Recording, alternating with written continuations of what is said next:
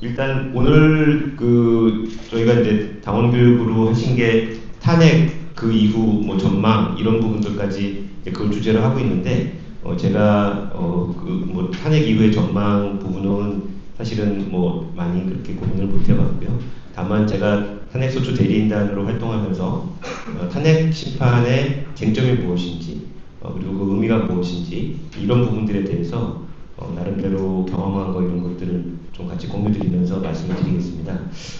그런데 저희 국민들이 너무 정말 똑똑하시고 열의가 많으셔서 사실은 저도 이제 주변에서 보면은 이번 탄핵을 계기로 헌법 공부를 정말 많이 하셨다는 말씀을 많이 들었습니다. 사실은 저희도 탄핵이 노무현 대통령 탄핵이 한 번 있었고 그 다음에 이제 박근혜 대통령이 탄핵으로 파면이 됐는데 그때만 해도 대한민국의 탄핵이 또 대통령 탄핵이 또 있을 것인가 이제 역사의 한 장으로 지나갔다고 생각했는데 그로부터 얼마 지나지 않아서 한 8년 정도 지나서 다시 탄핵이 이렇게 될 줄은 또 사실은 생각도 못했습니다. 근데 그 과정에서 저희가 대통령 탄핵 사유가 뭔지, 그다음에 특히 내란이라는 게 저희가 좀 멀게 느껴졌던 내란죄라는 게 뭔지 이런 것들에 대해서 저도 변호사로서 활동을 해왔지만 사실은 뭐 조금 좀 먼 얘기로 생각하다가 이번에 이런 일을 겪으면서 법정으로 다시 보게 되고 이제 그런 과정을 겪었습니다. 그래서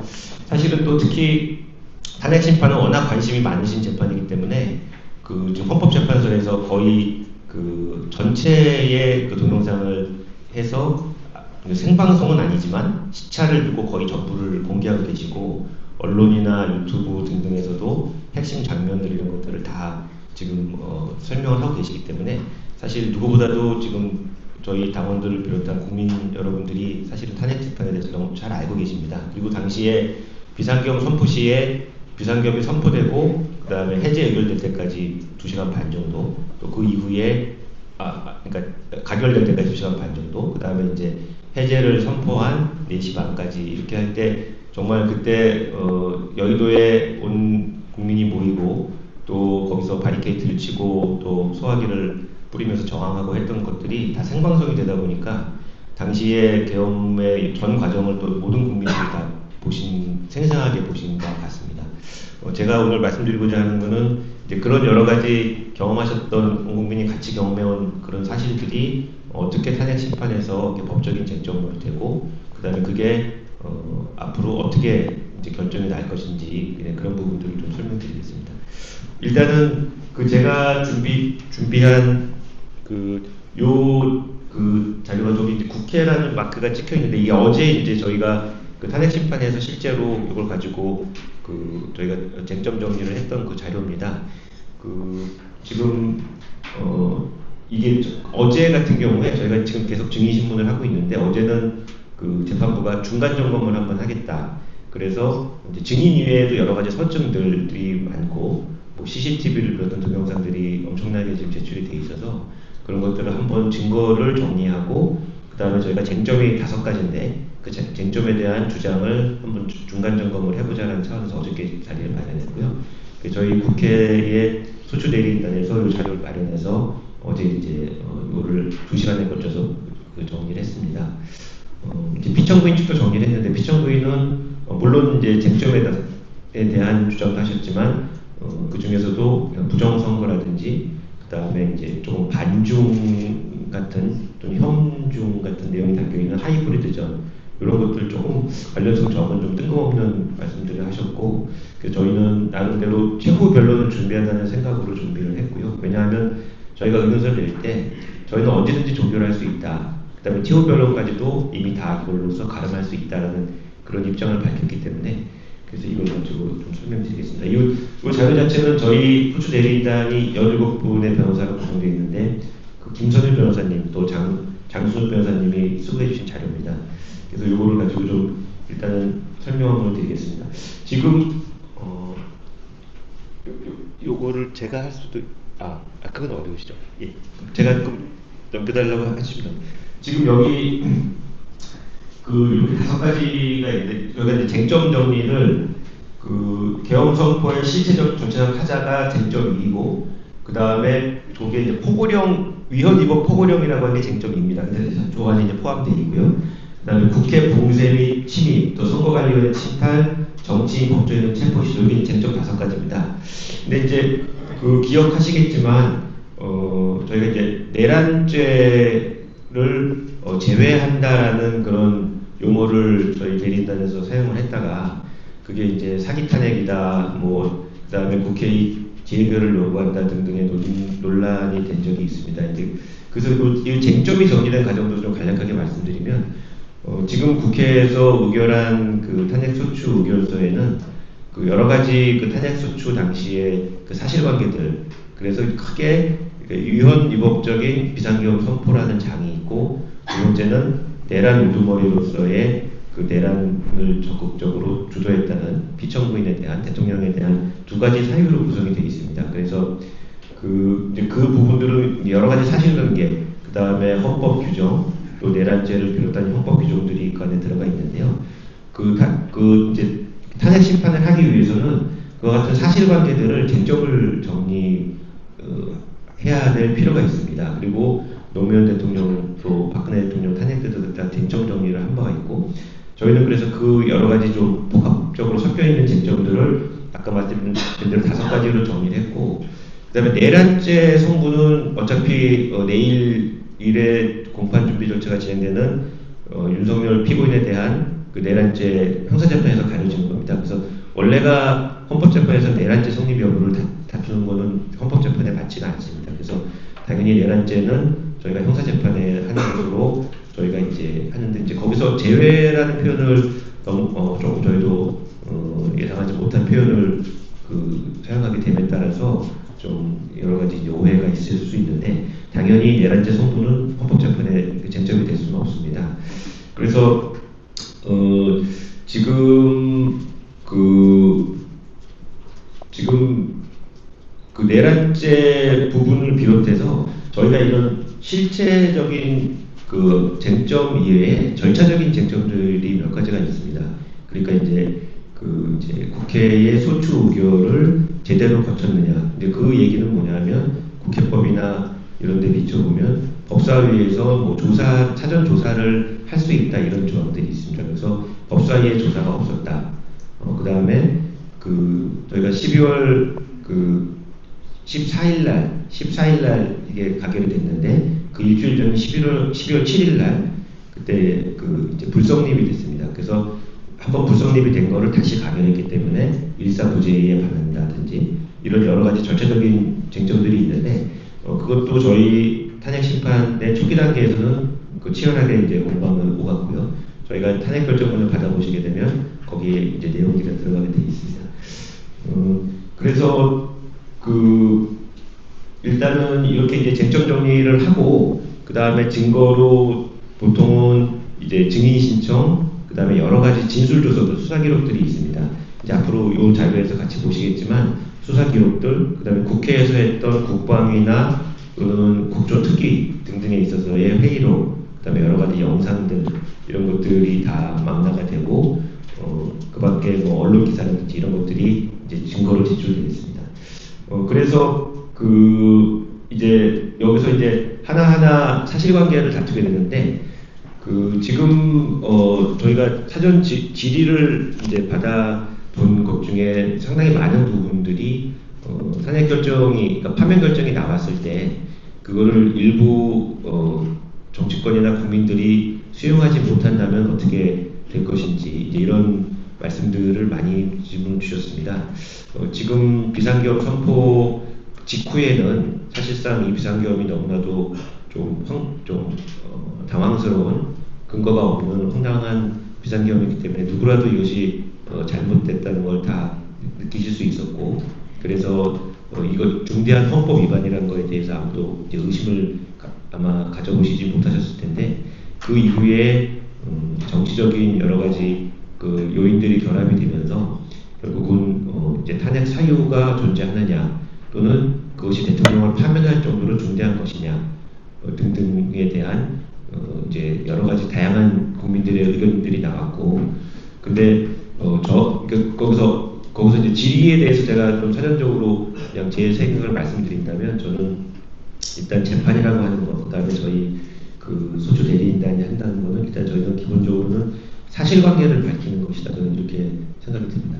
사실관계에 대한 해석이나 거기에 따른 그 의미나 가치에 대해서는 여러 가지 다양한 의견이 나올 수 있지만 기본적으로 사실관계 자체는 결과적으로는 이제 하나로 이제 그러니까 진실이나 사실은 하나이기 때문에 그거를 밝히고 그 다음에 재판부가 그것이 위헌 위법인지 또는 내란죄에 해당하는지를 밝히게 되면 그 다음에 거기에 대한 이제 여러 가지 그 사이에 그 비상계엄에 이르게 된 경위라든지 배경이라든지 그 다음에 그것이 대통령의 얼마나 큰 잘못인지 여부 등에 대해서는 다양한 법리적 의견이 나올 수 있지만 어쨌든 사실관계는 하나이고 그것을 밝히는 것이 재판이다. 저희는 이렇게 생각이 들고요. 그래서 사실관계를 쟁점별로 정리하고 이거를 밝혀나가야 되겠습니다. 이제 다음 보시면 이게 이제 저희가 이 과정에서 구속된 피고인이 10명, 11명 정도 됩니다. 그 중에 윤석열을 제외하고 가장 중요한 구속 피고인은 김용현 전 국방부 장관입니다. 그래서 저희는 이 김용현 전 국방부 장관의 진술 조서 등을 가장 중요한 그 자료로 활용을 하고 있습니다. 여기 보시게 되면 일단 이제 개업 준비 과정부터 설명을 드리는데요. 여기 이게 이제 김용현의 피신 조서, 피의자 줄여서 피신 조서인데 저희가 가본청으로 제출한 그 증거입니다. 여기 보시게 되면 김용현 장관 피고인이 대통령께서 비상계엄 관련 지침을 주시는 과정에서 국회와 선관위 두 군데를 중점적으로 해달라고 말씀하셨고, 그래서 선관위 세 군데 등을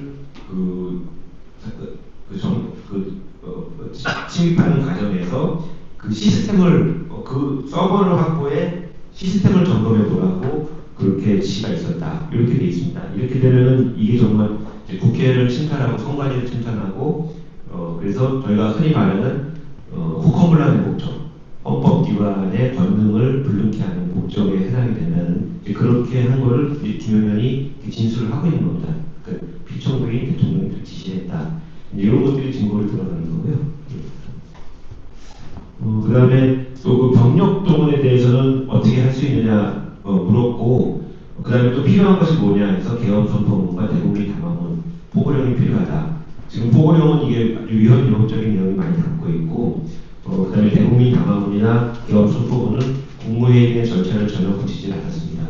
그렇기 때문에 위헌 또 위법한 행위인데, 그다음에 병력을 동원해서 사실은 이제 비상계엄은 전시사변 기타 이에 준하는 국가 비상사태 시에 병력의 필요에 응하기 위해서 선포하는 게 비상계엄입니다. 근데 요건도 안 됐고 따라서 병력 동원도 불법적인 것이 될 수밖에 없는데 이런 것들을 대통령이 12월 1일 날 다 지시를 하고 논의를 했다 이런 내용이 되어 있습니다.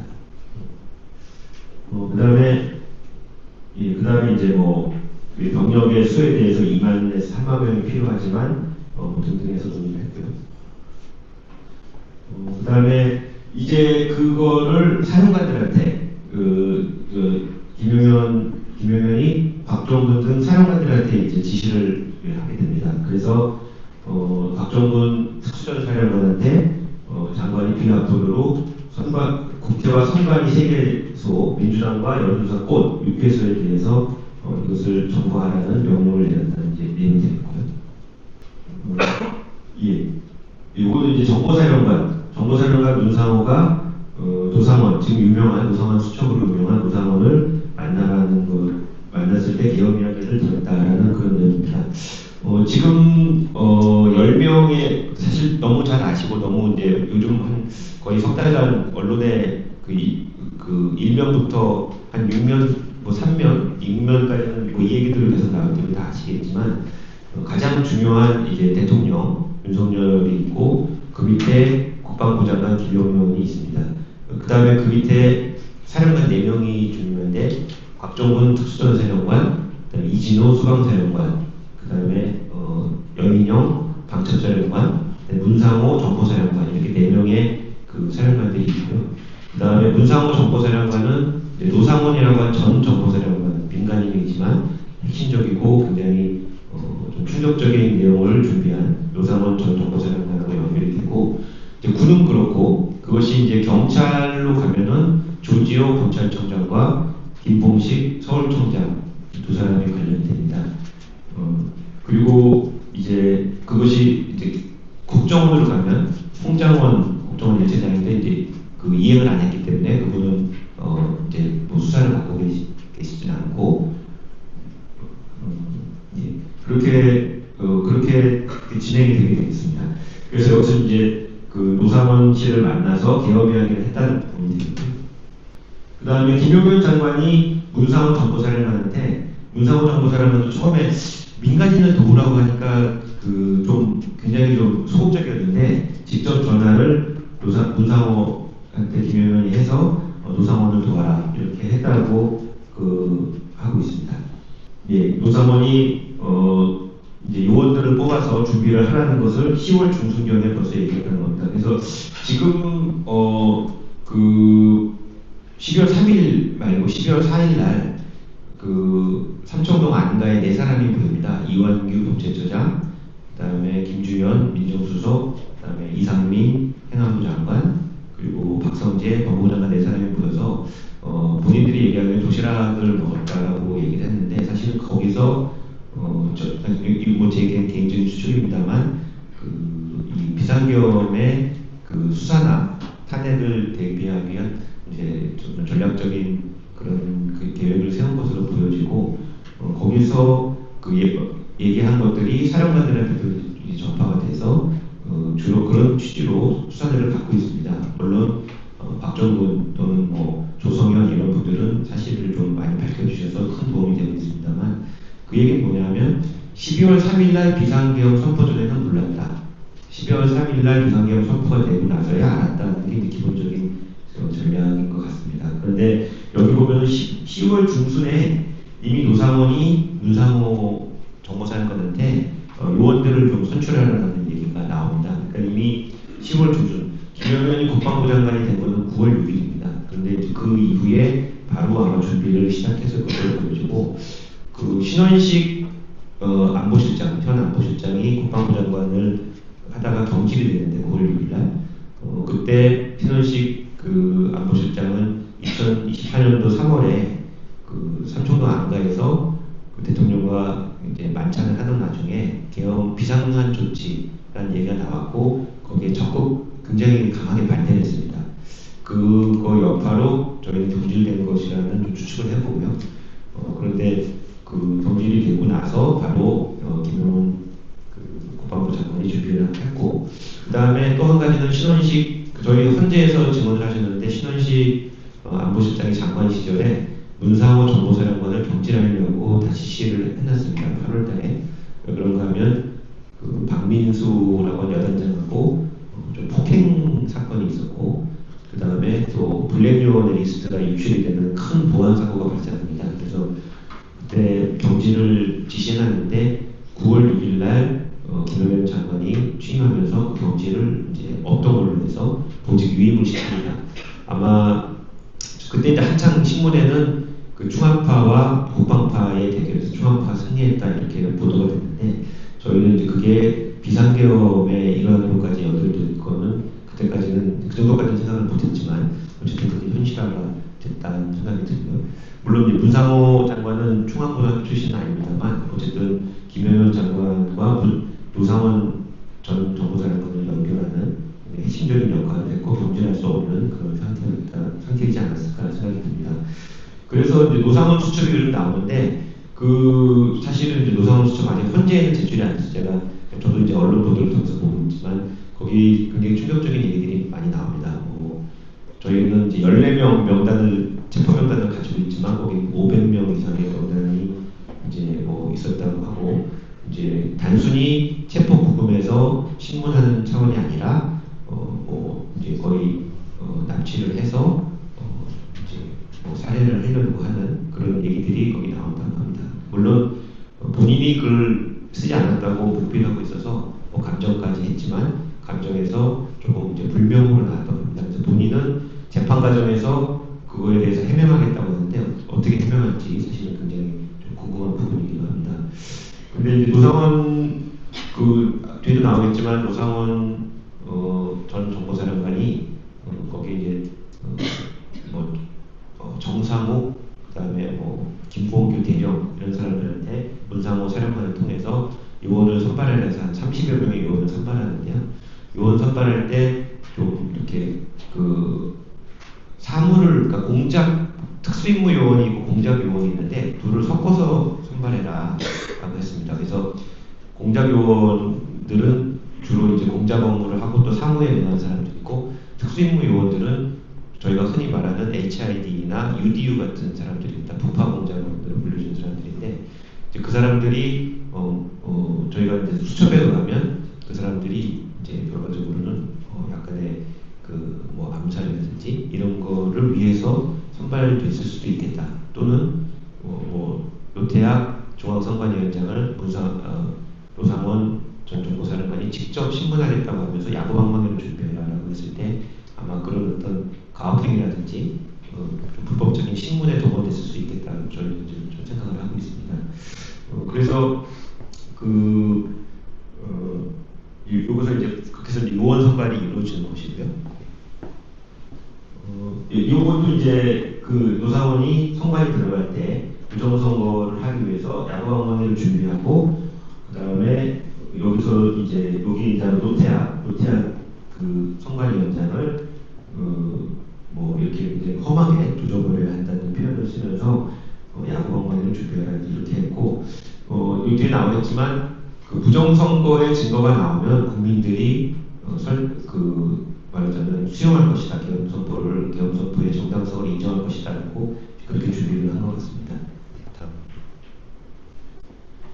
요건 이제 여인영 방첩사령관 그 체포명단의 핵심입니다. 그러니까 특전사, 수방사하고 특전사는 그 이제 국회 침탈, 물론 선관위도 있지만 수방사는 국회 경내를 장악하고 특전사는 국회 본관에 침입해서 국회의원들을 비롯한 인원들을 체포해서 구금하는 역할을 하고요. 방첩사는 특히 이제 수방사나 특전사는 불특정의 그런 국회 그 본관에 있는 사람들을 끌어내는데, 방첩사는 특정 인물들, 14명의 인물들을 체포하려고 합니다.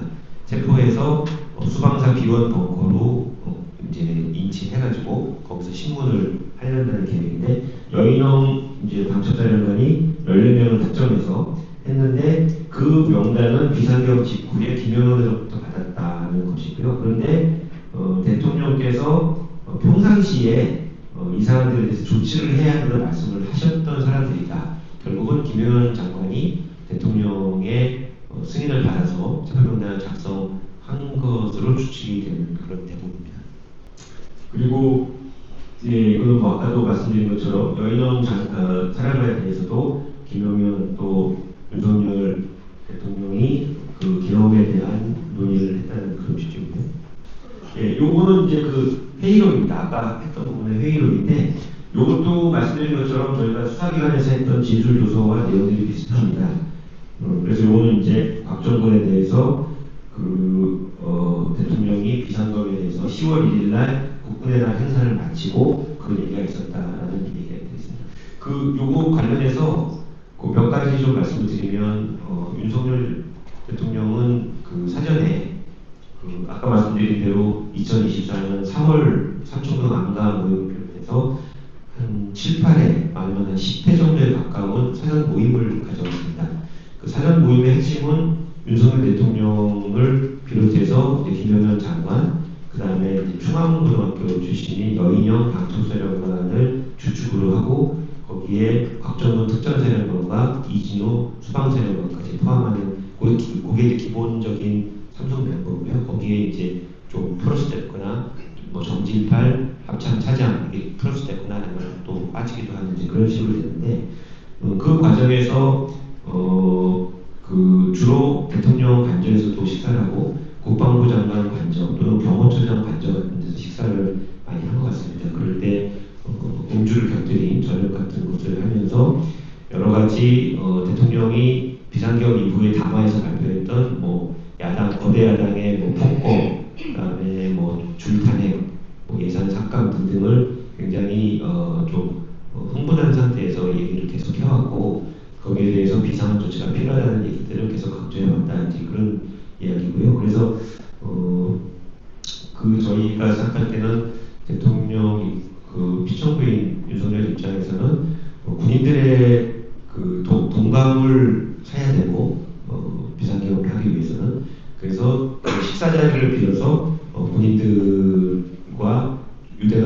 충성하고 본인이 비상계엄을 선포했을 때 뭔가 좀 자발적으로 응해주기를 바라는 그런 마음에서 진행을 했고요.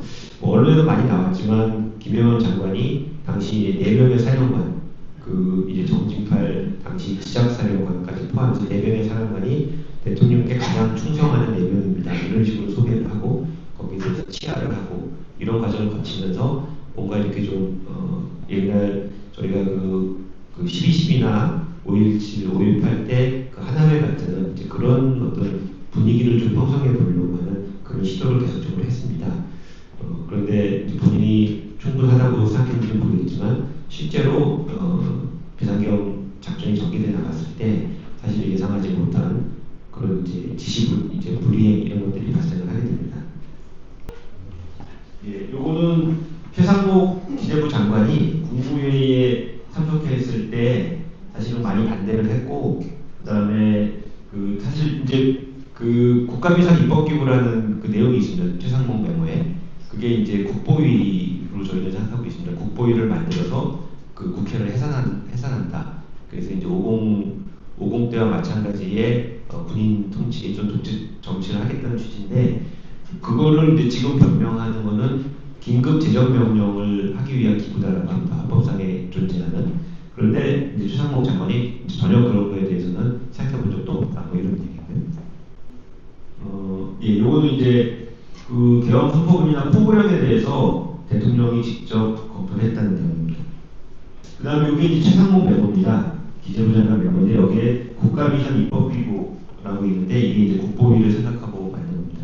그래서 사실은 굉장히 계획 자체는 치밀했습니다. 이게 저희가 2시간 반 만에 정말 다행히도 해제를 됐기 때문에 저희가 사실 이렇게 좀 웃으면서 교육을 받으셨지만 계획대로 진행이 됐다면 정말로 암울한 그런 시기가 될 수밖에 없었고 그래서 지금 말씀드린 대로 국보위를 만들어서 국회를 해산하겠다. 국회 해산의 동력은 부정선거, 저희 그 부정선거 21대 국회의원 선거가 부정선거였다는 것을 가지고 국회를 해산하고 그 다음에 국보위를 만들겠다는 치밀한 계획을 가지고 있었습니다. 요게 그 5.17 때 포고령입니다. 여기 보게 되면 그 지금 이제 정당활동, 정치활동을 다 금지하는 내용이 있는데 여기도 보게 되면은 모든 정치활동을 중지한다. 뭐 이런 내용들이 있습니다. 그래서 김영현 본인 스스로도 5.17 포고령 10호를 참조했다고 했는데 이 내용이 그대로, 그러니까 거의 그대로 포고령에 담겼고, 근데 이 내용은 요거는 이제 그 모공하고 헌법이고 저희는 87년도 헌법 하기 때문에 저게 불가능하거든요. 저희 지금 헌법은. 근데 모공하고 헌법에 있는 걸 그대로 가져올 정도로 좀 무모한 그런 것입니다. 그다음에 또 하나가 2017년도에 기무사 계엄령 문건 사건입니다. 요게 그건 2017년 문건인데 김영현 스스로도 5.17 포고령과 2017년도 기무사 계엄령 문건을 참조했다고 합니다. 저희는 그때 조현천 기무사령관이 미국으로 도피를 해서 수사가 안 됐고 그 이후에 윤석열 정부 때 귀국을 해서 직권 남용만 기소가 되고 내란죄는 무혐의 받았습니다. 그래서 저희는 그게 정말 내란을 예비 의무했을까라고 생각했는데 요번에 제가 포고령 그때 문건을 보니까 굉장히 의심스럽다. 왜냐하면 이걸 말씀드리면은 2017년도에 DDA를 어디를 잡았냐면 탄핵 심판 결정 다음 날로 잡았습니다. 그런데 그쪽에서 예상했던 건 뭐냐면 탄핵이 기각될 거를 전제한 것 같습니다. 탄핵이 기각되고 탄핵을 원했던 촛불 시민들이 집회를 하면 그거를 기회로 삼아서 계엄령을 선포하는 것으로 생각을 했고 계엄령을 선포해서 말하자면 독재 정치로 이어가려고 하는 최순실 사건을 묻으면서 독재 정치를 이어가려고 하는 그 문건입니다. 그래서 여기서 보게 되면 국회의원들이 그 계엄 해제 의견을 하지 못하도록 만든다는 내용이 나옵니다. 그것이 저희 포고령에도 결과적으로는 포고령 위반으로 체포하겠다는 그런 내용으로 나오고요. 그다음 그리고 이제 이건 그 12.12하고 5.17 때 전두환 노태우가 내란죄로 유죄 판결을 받았을 때 국회에 출입을 저지했을 때 그것이 내란에 해당한다는 그런 내용입니다. 근데 이거 저는 사실은 그때 그 12월 3일날 밤에 이제 여의도로 모이자 국회로 모이자에서 오시고 국회의원들이 국회의원 본관으로 가실 때 체포가 될 수 있겠다는 생각이 들었습니다. 왜냐하면 이때 5.17 때나 5.17 때도 그렇고 국회의원들을 체포한 게 국회에서 체포했습니다. 거기서 대기하고 있다가 오는 대로 체포를 했습니다. 그래서 정치활동 위반을 해가지고 체포를 했는데, 그래서 이번에도 바보가 아니면 그렇게 할 거다.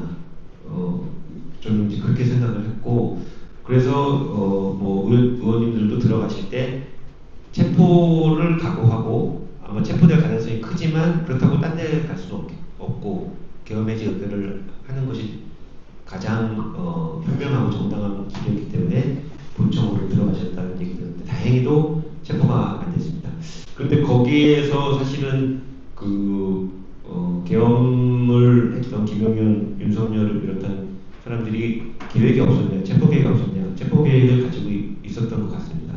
그런데 실행이 좀 늦었는데, 그게 이제 저희가 지금 특전사가 헬기를 타고 96명이 그 국회 뒷 운동장에 내려서 이제 그 본청으로 들어갔는데, 그때 한 1시간 반 가까이가 지체가 됐습니다.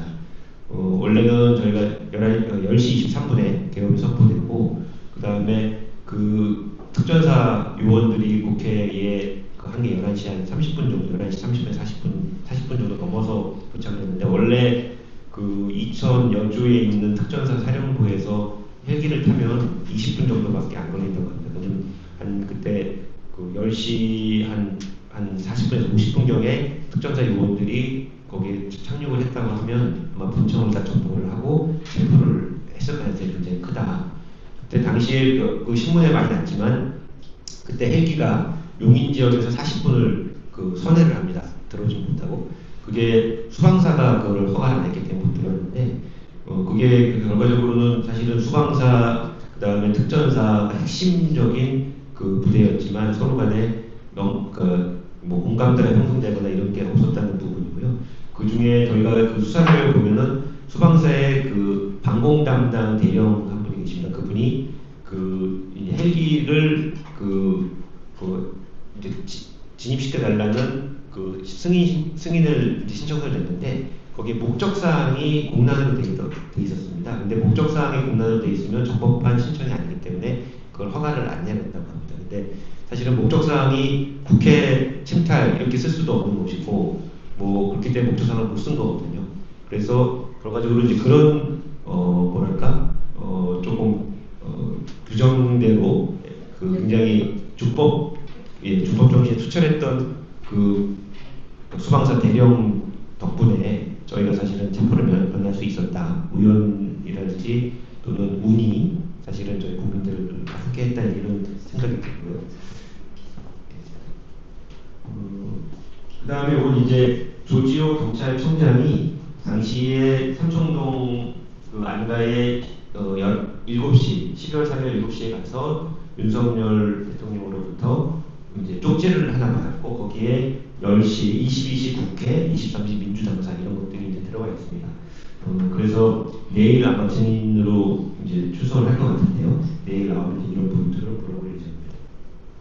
그 다음에 이제 이상민 행안부 장관은 지금 단전단수 문제로 이제 다시 수사를 받고 계십니다. 그래서 본인이 초기에 진술할 때는 본인도 전혀 예상을 못했고, 또 국무회에 가서도 본인도 소극적으로 만류했다라고 진술을 하고 계시고, 이것도 이제 그런 내용입니다.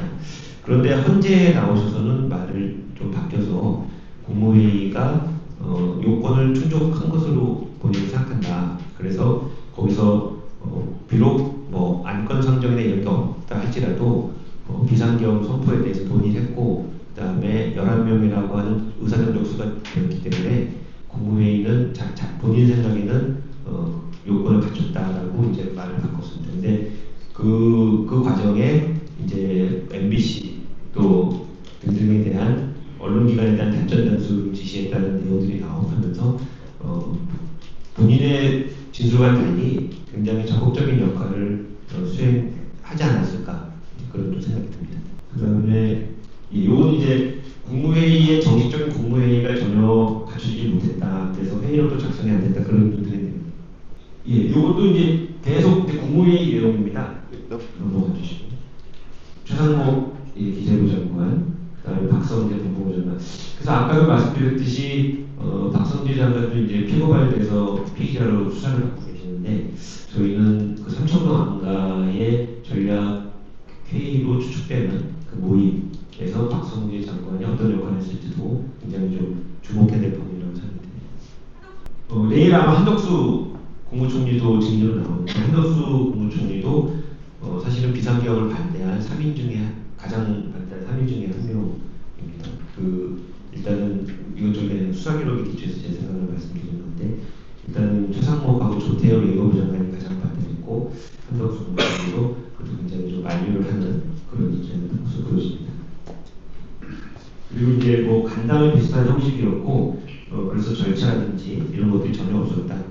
이런 내용입니다. 조규홍 복지부 장관 같은 경우에는 국무회의에 참석한 지 2, 3분 만에 개헌 선포를 하는 이런 좀 너무나 형식적인 이런 참여도 있었다는 점이고요.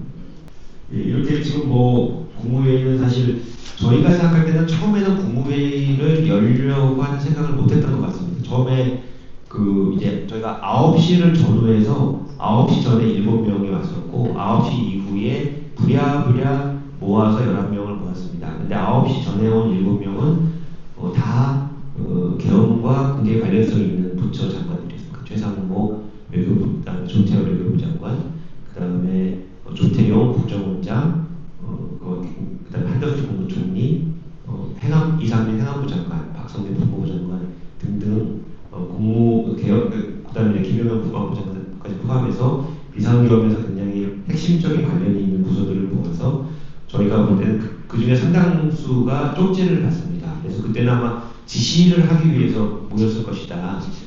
예, 그런데 이제 그걸 하는 과정에 누군가가 말하자면 국무회의가 필요하다는 얘기를 하니까 그러니까 이제 부랴부랴 모아서 이제 원래는 그렇게 하고서 10시에 바로 비상계엄 선포하려고 했었는데 국무회의를 하다 보니까 23분이 지체가 안 되는 그런 부분이고요.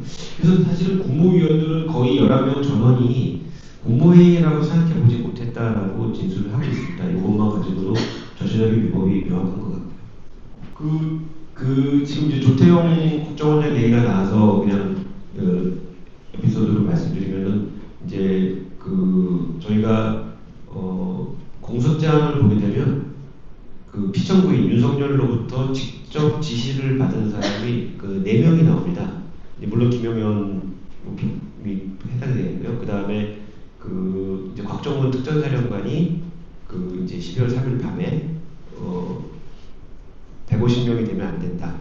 그 다음에 문을 부수고라도 들어가서 끌어내라 라는 거를 윤석열로부터 직접 들었고, 그 다음에 이제 이진우 수방사령관이 4번에 걸쳐 통화를 해서 처음에는 이제 어디냐, 두 번째는 4인 1조로 끌어내라, 그 다음에 세 번째는 문을 부수고라도 끌어내라, 그 다음에 네 번째는 제2제3계엄을 하니까 문제없다, 이런 내용을 들었고, 그리고 이제 조지호 장관하고 경찰청장하고 그 다음에 홍장원 국정원장이 있습니다. 근데 홍장원 국정원 1차장이 있습니다. 근데 조태용 이제 국정원장은 이제 말하자면 홍장원 1차장으로부터 보고를 받았고 이제 지침을 안 줘서 결국은 국정원은 여기 관여하지 않는 그런 관계가 됐는데, 홍장원 1차장이 내일 다시 나옵니다. 근데 그게 이제 홍장원 내본 때문에 나온 건데, 홍장원 증인을 2번 부르게 되는 이유는 홍장원 증인이 좀 특별한 그런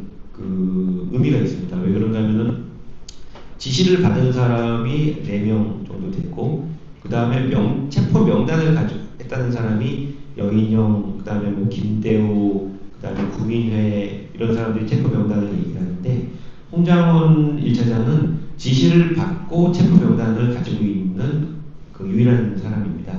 그리고 홍장원 1차장은 직접 체포 명단을 메모를 해서 실물이 존재합니다. 다른 분들은 다 파기를 했고 그래서 실물이 존재하지 않고 그냥 명단만 진술하는 그런 상황이라서 그래서 피청구의 윤석열은 지난 변론기일에 12월 6일 날 곽종근 사령관이 김병주 TV에 출연을 하고 그 다음에 홍장원 1차장에 대한 조선일보 해임 기사가 나면서 내란 프레임 탄핵 그 음모가 시작됐다고 얘기를 했습니다. 그게 그만큼 홍장원 1차장의 진술이 본인한테는 굉장히 치명적이기 때문에 그거를 탄핵하기 위해서 그 두 사람을 지목을 했고요. 경찰 병력들이 국회를 에워싸고 처음에 6개 기동대가 출동했다가 나중에 해제될 때는 22개 기동대가 출동합니다. 그렇게 되면 1,700명 되는데 결과적으로 국회를 이제 완전히 에워싸는데 다행히도 이제 저희 시민들 또는 이제 국회의원님들을 비롯한 이제 보좌관님들 이런 분들이 굉장히 적극적으로 저항을 해서 결국은 해제 가능을 하게 됐습니다. 조성현 지난번 기일에 나와서 굉장히 결정적인 증언을 해줬습니다. 사실은 이진우, 그 다음에 김현태, 여인영 이런 분들이 비상경 이후에 이진우 수방사령관도 유튜브에 출연했고 그래서 거기서 나름대로 양심 선언을 하고 김현태 707 단장도 양심 선언을 하고 했었는데 그분들이 사실 헌재에 나와서는 다들 좀 말들을 많이 바꿨고 근데 저희는 그 헌법재판이 보통은 정치적 사법재판이라고 합니다. 그 정치적인 내용들을 사법적으로 판단하는 그런 재판인데 저희가 느끼기에는 예상외로 거기에 관여자들, 증인, 또 재판관, 대리인, 또 피청구인, 소추위원 등등을 비롯한 그 관여하는 분들이 정치적인 또는 이제 국민들의 여론 이런 거에서 영향을 상당히 받는다는 느낌을 계속 받고 있습니다. 그래서 많은 국민들이 굉장히 일관되게 비상계엄에 대해서 비판적인 시각을 가졌을 때는 양심선언 이런 것들을 하지만 그 이후에 다양한 견해가 나오고 또 윤석열 탄핵을 반대하는 견해가 나오니까 그분들도 말을 바꾸게 되는 그런 과정이 있는데 이 조성현 경비단장, 수방사 1 경비단장입니다. 이분이 결정적으로 이진호 사령관으로부터 국회의원을 끌어내라는 문을 부수고 들어가서라도 끌어내라는 지시를 받았고 그게 대통령의 지시였다고 그렇게 증언을 해줘서 저희로서는 굉장히 그때 저희 소추대리인단에서는 감사하다는 그런 그 발언도 했었는데요. 굉장히 귀중한 그런 증언을 해줬습니다. 예, 이게 아까 이제 헬기가 늦어지게 되는 이제 그 내용들이 나오는데 그래서 96명이 그런데 여러분이 서울의 봄 영화를 보시면 저도 사실은 그때 영화관에서 할 때 저는 안 봤습니다. 왜냐하면 그걸 보면 너무 우울할 것 같아서 안 봤는데 이번에 이제 12.3 비상계엄 이후에 봤습니다. 이제 너무 잘 만들었더라고요 영화가. 그런데 거기서 보면 아주 이제 인상적인 내용 장면이 나옵니다. 뭐냐면 저쪽에 김포 쪽에 있는 다리를 특전사가 넘어오는데 수방사에서 그거를 막으려고 하다가 특전사가 권총을 들이대니까 또 쏠 것도 아닌데 왜 들고 있어도 좋은 이렇게 해서 권총을 뺐죠. 그때 권총을 들고 있다가 뺏기는 쪽이 수방사입니다. 그리고 그걸 뺏는 쪽이 특전사인데 그러니까 특전사와 수방사는 전투력에 있어서 차이가 좀 있습니다. 그래서 특전사 96명이라고 하면 사실은 곽종근 특전사령관이 헌재 나와서 하는 게 못한 게 아니라는 그런 증언을 했습니다. 사실은 1당 100일 수도 있고 1당 10일 수도 있는 그런 요원들입니다. 굉장히 어마어마한 요원들인데 특히 707 특임단은 굉장히 특수한 부대입니다. 특전사 중에서도 굉장히 특수임무를 수행하는 사람들이고 여기 4개짜리 야광 투시경 달려있는 게 그 상징이라고 하는데 안 했다, 못한 게 아니다라고 할 정도로 상당히 그래서 이제 그런 얘기들이 나옵니다.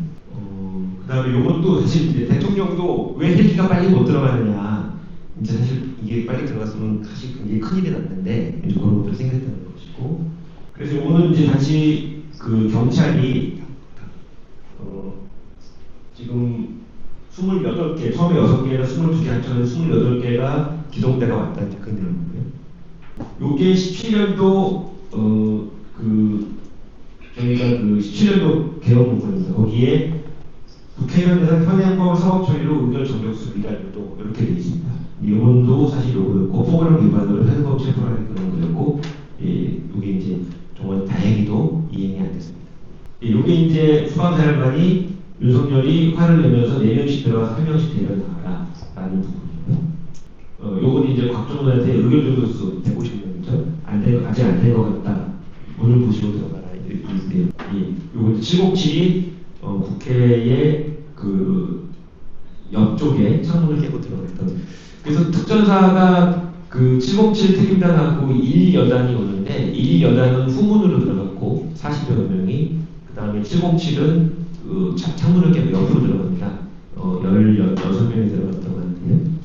그래서 이게 이제 특전사가 들어와서, 특히 707이 들어와서 유리창을 깨고 이동한 경로입니다. 이렇게 해서 사실은 출입구를 정문을 봉쇄하고 국회의원을 체포하려고 하는 이제 그런 작전하에 들어왔는데, 여기서 이제 율로 들어왔는데 여기서 유리문을 걸어 잠그고 소화기를 하면서 여기서 이제 저항을 합니다. 그래서 이 사람들이 2층으로 해서 3층으로 이동하고, 그래서 여기 4층까지 이동을 하는데 4층에서 또 한 번 소화기를 발사하면서 다시 한번 저항을 하고, 그리고 최근에 나왔던 게 지하로 이동해서 단전을 했다는 겁니다.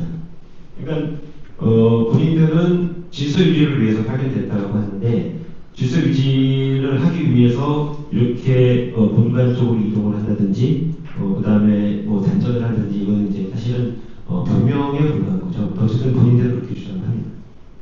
그리고 나서 이제 4시 26분경 해제 의결이 가결된 다음에 상당 시간이 또 흐릅니다. 그리고 나서 김용현 국방부 장관이 그 합참 지하 벙커에서 이제 전군 주요 지휘관 회의가 열리고 있는 그 지하 벙커에서 중과 부적이었다라고 얘기를 합니다. 그래서 원하는 것을 얻지 못했다라고 얘기를 해서 결과적으로는 좌절된 것이었고, 이게 국민들에게 경종을 울리기 위한 그런 목적의 비상계엄하고는 전혀 맞지 않는 실제 비상계엄이었는데 실패한 것이다라는 것을 인정을 하고요.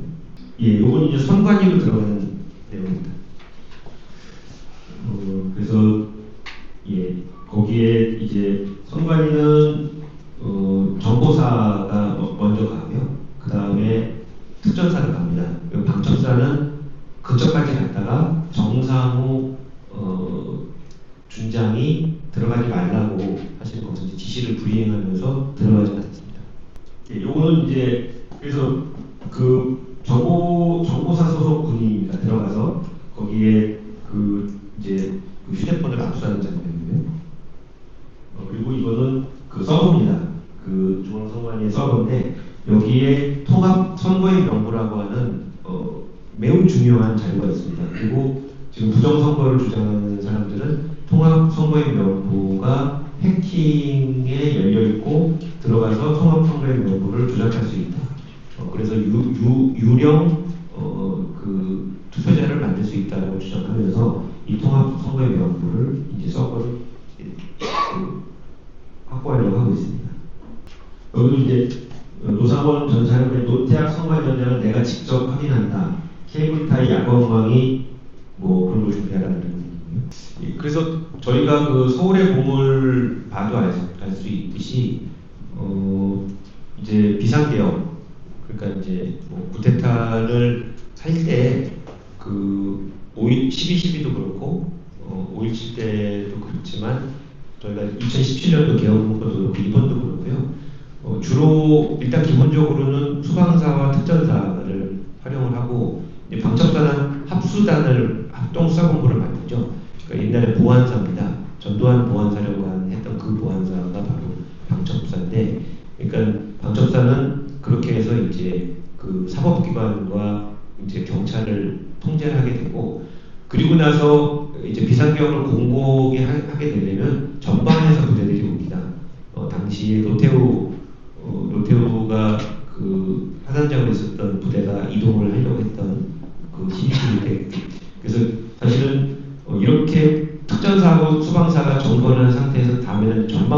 와서 거기를 장악을 하게 되면 이제 공고한 이제 쿠데타가 성립이 되는 그런 과정입니다. 그래서 저희가 서울의 법 영화에도 나오지만 이번에도 그다음에 특히 2017년에 보게 개헌 문건에 보게 되면 그런 것들이 자세하게 나와 있고 전방에 어느 사단을 빼서 이제 서울로 내릴지 이런 것들이 계획이 되어 있습니다.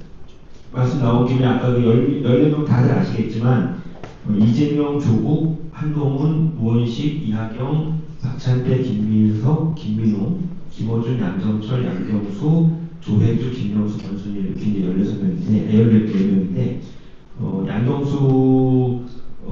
양경수는 민주노총위원장이고 조혜주는 전 선관위 위원이시고요.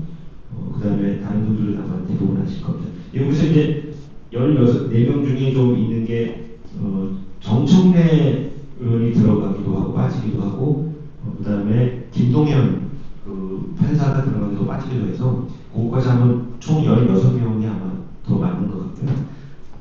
그래서 재밌는 거는 조지호 총장이 김동연이라고 하니까 경기지사 김동연이냐 그래서 그게 아니라 이재명 부재 판결한 김동연이다 이렇게 했다는 얘기가 있습니다. 그래서 지금 피청구인들은 그러니까 변론을 어떻게 하냐면 사실은 체포 명단이 너무 명확하고 체포를 시도했던 것도 명확한데 그쪽에서는 동정 파악을 했다. 왜냐하면 포고령을 위반할 가능성이 있기 때문에 그걸 예방하는 차원에서 동정 파악을 했다는 거고 비상경은 거대 야당의 폭거를 국민들에게 경종을 울리기 위해서 그렇게 했다. 목적이 그거였다는 거고 포고령은 그 집행 의사가 없었다. 법적으로도 불효다라고 주장하면 국회 침탈을 질서 유지를 위해서 선관위는 그거는 그 행정사법 중에 일종이기 때문에 거기를 점거하는 과정에서 시스템을 점검해 보려고 했다. 이렇게 변명을 합니다. 그래서 어떻게 보면은 굉장히 좀 허무맹랑한 그런 주장입니다. 저희가 볼 때 상식에 비춰보면. 그런데 이 법정에서는 그거 하나하나를 그냥 허무맹랑하다고 넘기질 않고 사실관계에 비춰서 판단을 하게 되는 것이고요. 재판관 8분이 다 다양한 가치관과 시각을 가지고 계시기 때문에 그 쟁점 5개에 대해서 쟁점별로, 그러니까 박근혜 탄핵 때도 쟁점이 여러 개 있었는데 그 중에 세월호라든지 세계일보 또 그 문체부 공무원에 대한 해임 부분은 그 기각이 됐습니다. 이번에도 5개 쟁점 중에 일부 기각이 될 것인지 또는 그 반대 의견이 있을 것인지가 굉장히 또 중요한 대목이 되겠고요. 또 이게 이제 이런 쟁점들이 형사재판에도 그대로 연결돼서 그때도 그 세월호나 문체부 직원들, 그러니까 문체부 공무원 해임은 형사재판도 무죄가 나왔습니다. 그렇게 좀 연관성이 있기 때문에 저희가 이제 이거를 짧은 기일이지만 헌법재판에서 최대한 증명을 하려고 하고 그래서 상대방 증언을 허황되다라고 그냥 이렇게 도외시하는 게 아니라 하나하나 좀 지적을 해가면서 그 모순을 밝혀내는 과정을 거치고 있습니다. 예, 제가 아마 좀 시간이 다 돼서 여기서 이제 이 정도로 아마 이 뒤에는 이제 부정선거 얘기가 좀 나오는데요. 이제 맞춰야 될 것 같습니다. 그래서 제가 이제 마무리 말씀만 한 얘기를 드리고 마치도록 할 예정인데, 이제 질문 이따가 또 이제 질문은 받겠지만 이제 질문해 주신 그거에 대한 좀 답변을 드리고 싶습니다. 그래서 지금 이러한 파면이 되겠지만 이러한 헌재의 결정에 대해서 불복을 하거나 수용하지 않으면 우리나라는 어떻게 하면 좋겠습니까? 라는 그런 질문들을 많이 해주셨습니다. 근데 저는 이 상권 분립화에서 헌법재판을 비롯한 재판의 역할은 사실관계를 확실하게 하는 것이다라는 생각이 듭니다. 그 사실관계를 가지고 역사적으로 평가하고 정치적으로 해석하고 하는 것은 국회나 또는 학계나 또는 정치권의 영역이지만 또는 국민들의 또 여러 가지 인식과 또 여러 가지 여론의 영역이지만 어쨌든 사실관계를 명확하게 해주는 게 사법부의 기본적인 역할이라고 생각을 하고 그래서 최대한 저희가 지금 사실관계에 대해서는 명확하게 좀 하기 위해서 노력을 하고 있습니다. 부정선거 얘기가 나와서 말씀드리는 건데 이번에 부정선거 선거가 저는 사실은 굉장히 어떻게 이런 주장을 공식적으로 할 수가 있을까? 거기 보면은 중국과 북한의 해커들이 통합선거의 명부를 조작해서 사전선거 결과가 왜곡됐다. 그래서 결과적으로 대선도 크게 이길 게 조금 이겼고, 그 다음에 22대 국회도 지금과 같은 200명 가까운 이런 야당 의원들이 당선됐다는 이제 그런 취지고, 그걸 기초로 해서 국회를 해산하겠다는 취지인데요. 그것도 저는 이번에 김용빈 헌재 사무처장, 그 다음에 또 백종욱 국정원 3차장이 나와서 그런 부분들에 대해서 또 치열하게 공방을 했습니다. 저는 그래서 그런 것들이 양지로 나와서 모든 국민들이 지켜보는 과정에 그 사실관계 하나하나가 다투어져서 그것들을 국민들이 합리적으로 판단하실 수 있을 때 그런 음지에서 자라나는 그런 어떤 그 음습한 그런 풍문들이 사라질 수 있다. 그리고 햇볕을 쬐는 것이 필요하다 이런 생각이 들고 헌법재판의 역할이 그것이 아닐까 생각이 듭니다. 그래서 헌법재판에서 변정문을 통해서 증인신문을 통해서 온 국민이 지켜보는 과정에서 이러한 과정을 거치게 된다면 이번 그 12.3 내란에 대한 국민들의 현명한 판단에 도움을 드리고 또 저희가 파면이 된다면 여러 가지 대선이라든지 이런 부분에 있어서 국민들이 현명하게 판단을 하실 수 있는 그런 초석을 놓을 수 있지 않을까라는 생각으로 그게 이제 저희 또 국회 소추단의 역할이라고 생각을 하고 있습니다. 그럼 이제 이상으로 저희가 지금 이제 한참 좀 진행이 되고 있는 또 막바지로 가고 있는 헌법재판의 쟁점과 전망에 대해서 말씀을 드리려고 이상으로 일단 제 강의를 마치도록 하겠습니다.